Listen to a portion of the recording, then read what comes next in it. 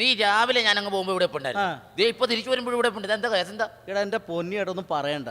എടാ ടെൻഷൻ കാരണം വീട്ടിലും കയറാൻ മേലെ നാട്ടിലും നടക്കാൻ മേല. എന്താ നിനക്ക് ഇത്ര ടെൻഷൻ ഉണ്ടാ കാര്യം? നിന്റെ പെങ്ങന്മാരുടെ കല്യാണം ഒക്കെ കഴിഞ്ഞു. അത് തന്നെയാണ് എന്റെ ഏറ്റവും വലിയ ടെൻഷൻ. എന്താ കാര്യം എന്താന്ന് പറയണത്? എടാ എന്റെ മൂത്ത പെങ്ങളുടെ കല്യാണം കഴിഞ്ഞിട്ട് നിനക്കറിയില്ല 10 വർഷമായി.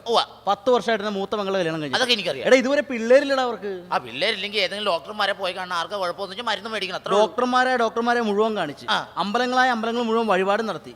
ഇതുവരെ അവർക്ക് പിള്ളേരുണ്ടായിട്ടില്ല. ഇത് എന്താ കാരണം? കാരണം എന്താണെന്നാ, അവളുടെ കല്യാണം കഴിഞ്ഞ അന്ന് മുതൽ അവളുടെ ഭർത്താവ് അവളെ പെരക്കകത്തെടുത്ത് വാതിലടച്ചിട്ട് അവൻ പുറത്തിറങ്ങി കാവലി നിൽക്കേടാ.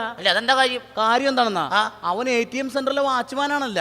അത് ശരി. പിന്നെ അങ്ങനെ പിള്ളേരുണ്ടാവും. നിന്റെ രണ്ടാമത്തെ പെങ്ങളുടെ കേസാ? രണ്ടാമത്തെ പെങ്ങളുടെ കേസ് നിനക്ക് അറിയാല്ല. അവളെ കല്യാണം കഴിച്ചേക്കുന്ന ഒരു ക്രിക്കറ്റ് കളിക്കാരൻ, നല്ല പയ്യനാണ്. അവളാണെങ്കിൽ ക്രിക്കറ്റ് ഭ്രാന്തെന്ന് പറഞ്ഞ് നടക്കുകയാണ്.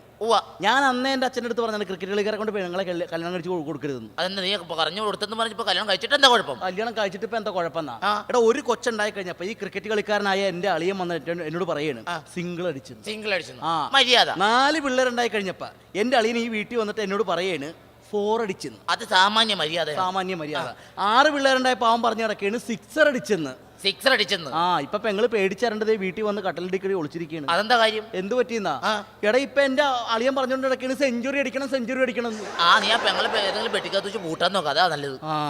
പിന്നെ ഇപ്പൊ നിന്റെ മുഖത്തന്നെ ഒരു വല്ലായ്മ എന്ന് പറഞ്ഞാൽ എന്റെ വീട്ടിലൊരു ബീക്കോംകാരി പെങ്ങളുണ്ടല്ലോ. ഉണ്ട്. ഏറ്റവും പെങ്ങള് അവള് പ്രസവിച്ച്. പെങ്ങള് പ്രസവിച്ച് സന്തോഷിക്കല്ലടാ വേണ്ടത്. സന്തോഷിക്കണെന്നാ? എടാ എങ്ങനെ സന്തോഷിക്കും?